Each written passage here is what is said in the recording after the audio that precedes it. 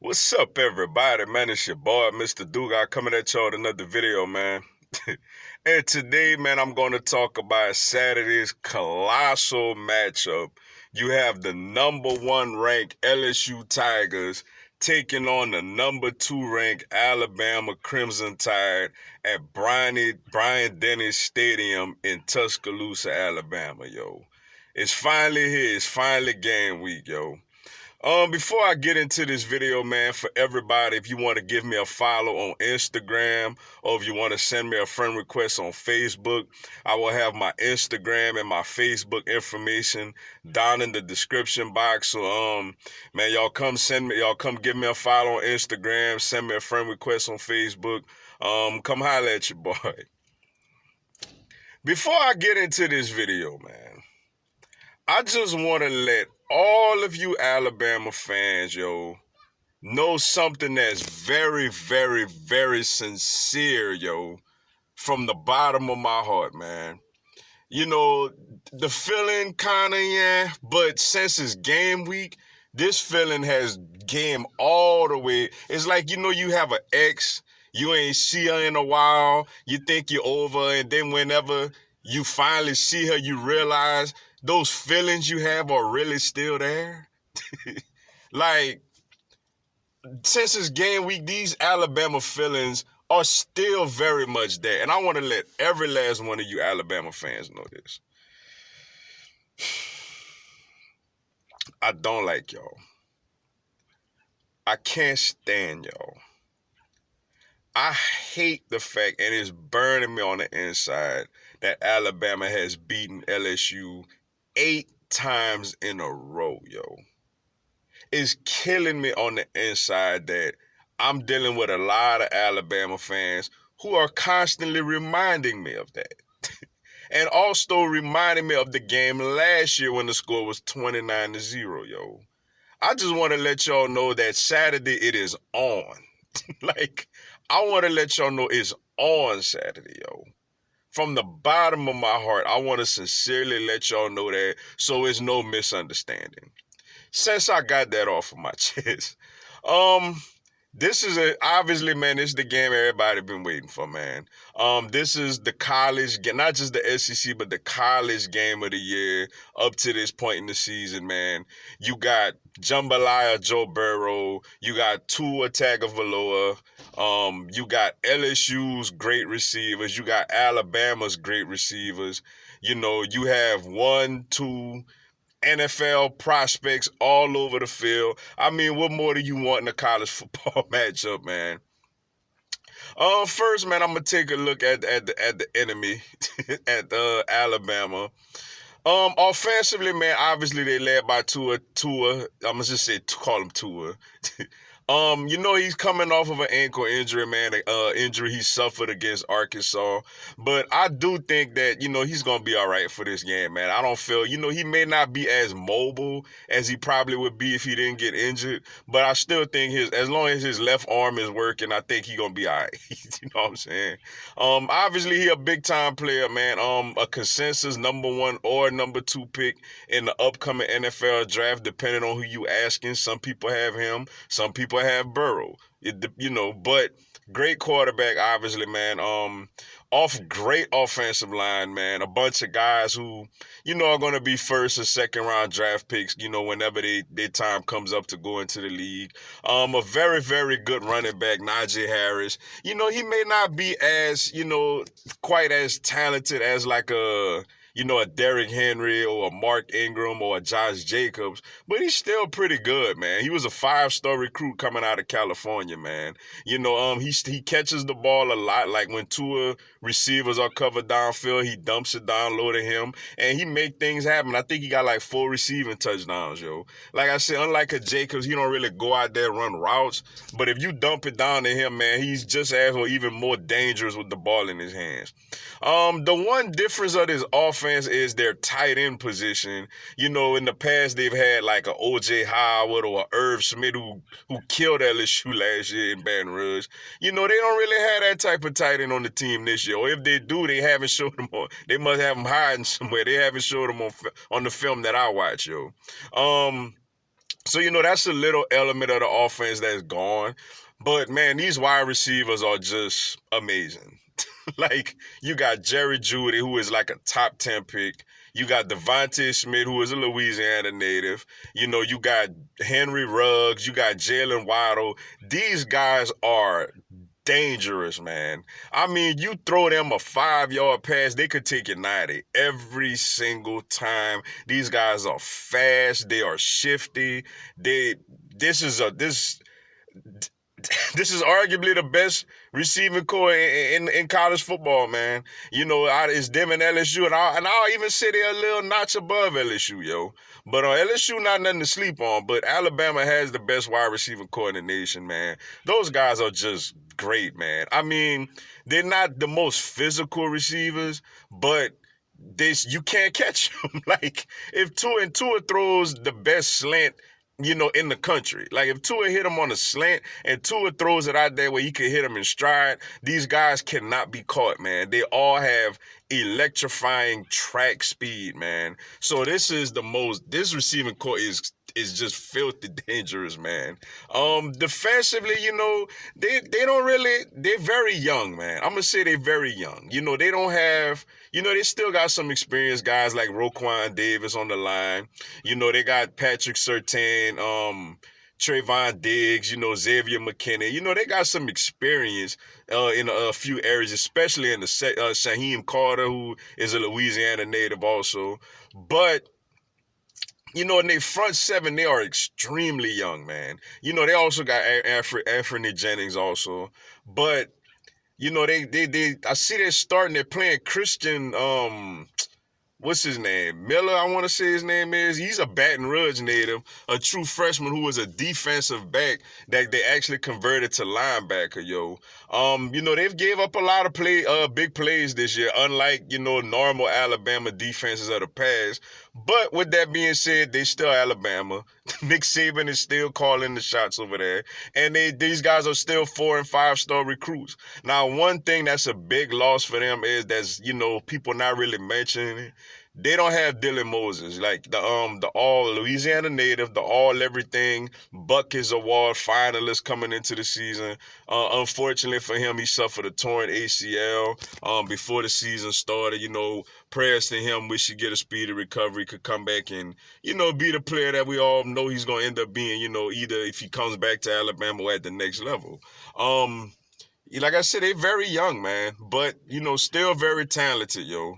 So we're gonna see how that plays out, man. And this defense hasn't, A&M, with Jimbo, they could do a couple of things offensively, but they haven't really been tested by like a top tier type of offense yet. So now they do have an extra week to prepare. So we're gonna see how that plays out, yo. And as for LSU, man, coming in, Jambalaya Joe Burrow, man. Consensus #1 or #2 pick in the draft, lead the nation in completion percentage. Just revived this whole LSU offense, man. Got a chance to win a Heisman. This is a game for him to potentially have a Heisman type of moment. He could go down as arguably being the best, if one of the best, if not the best LSU quarterback, at least definitely in this era. He's been spectacular, man. But, he has a crew to roll with him, yo. Clyde Edwards-Helaire out the backfield, man. He's not a 5-star. I think he was like a 3-star running back, honestly. He's not big. He's not extremely fast, but he's strong. He's faster than you think. He has great vision. He picks up the blitz. He cuts on the dime in the hole, and he could catch the ball out the backfield, man. Just a very underrated all-around running back that really helps make this offense go. And you also had a true freshman, Terrion Davis-Price, who is a big bull just coming downhill running right at you, yo. Wide receiving core, man. If Alabama is the best receiving core, LSU is right behind them, yo, with Jamar Chase, Justin Jefferson, and Terrence Marshall, yo. These guys are big time, yo. They're big. They may not be as fast as Alabama receivers, but they are a little more 50-50 receivers. Like, they'll catch more 50-50 balls, yo. You could throw it up to them and they'll go get it, yo. Thaddeus Moss, is having a solid season for us at the tight end position, yo. And but the key to this offense, this game on Saturday. It is nice to have Jambalaya Joe. It's nice to have the receivers. It's nice to have Clyde Edwards-Helaire. But it's 5 names that's going to determine this outcome for this offense, yo. Lloyd Cushenberry, Adrian McGee, Damian Lewis, Sadiq Charles, and Austin Deculus. That's the LSU offensive line, yo. In this game last season, we got whipped by Quentin Williams and that Alabama front last season, where it was a complete mismatch, yo. So these 5 guys are going to have to step up in this game because I believe if Jambalaya Joe has time, we have some matchups that we could kind of exploit, down the field and in the middle of the field, yo. But we got to get time. He got to have time to throw.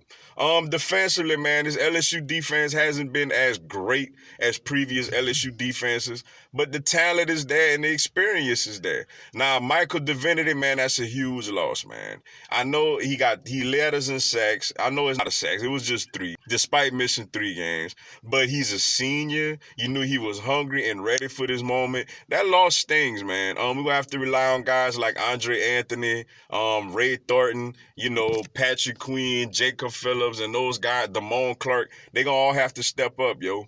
D-line, Big Tyler Shelvin in the middle, Rashard Lawrence, Ika, the true freshman Ika, Brandon Fayeko. And the secondary is big time, man. To see LSU secondary go up against Alabama receivers is must-see TV, as well as seeing Alabama secondary go up against LSU receivers, yo. Christian Fulton, who is, a first or second round pick. Derek Stingley Jr., who is basically could be an All-American as a true freshman. Kerry Vincent in the slot, he's had his struggles, but, obviously we're going to have to depend on him to not get beat badly on Saturday. Grant Delpit, Mr. Top 10 pick, all-everything safety. And Ja'Cory Stevens, who is coming on really strong. I think he's been the SEC Defensive Player 2 weeks in a row, yo. Great matchup, man. This is a great matchup, yo. For us LSU fans, man, granted the Bama team is a little more vulnerable than they've been in the past, but let's not get it twisted. This is still Alabama, yo, and this is gonna still be an extremely hard game to win, yo.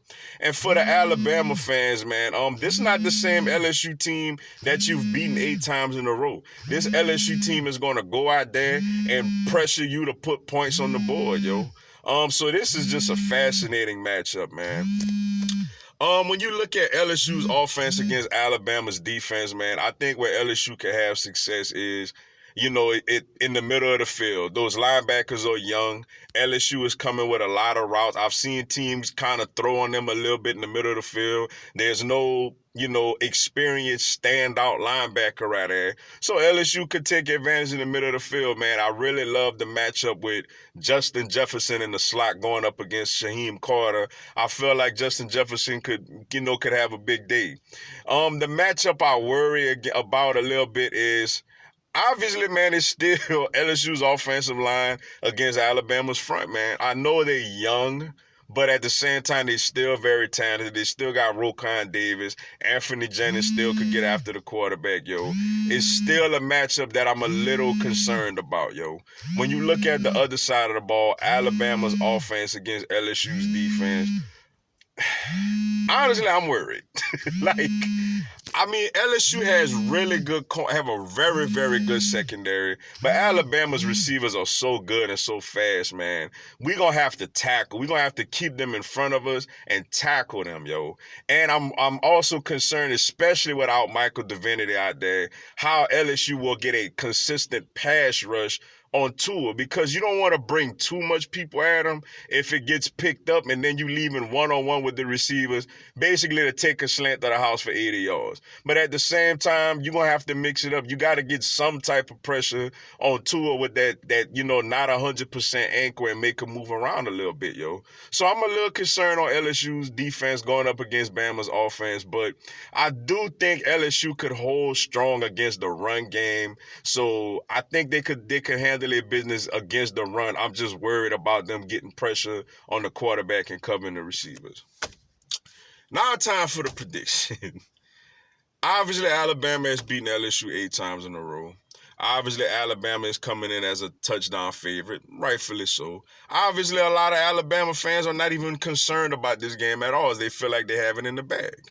Me, on the other hand, as an LSU fan, I'm concerned because this team is still very talented and is on the road, and it's a mental thing with us, yo. We got to get over this mental hurdle that we could actually beat them, yo.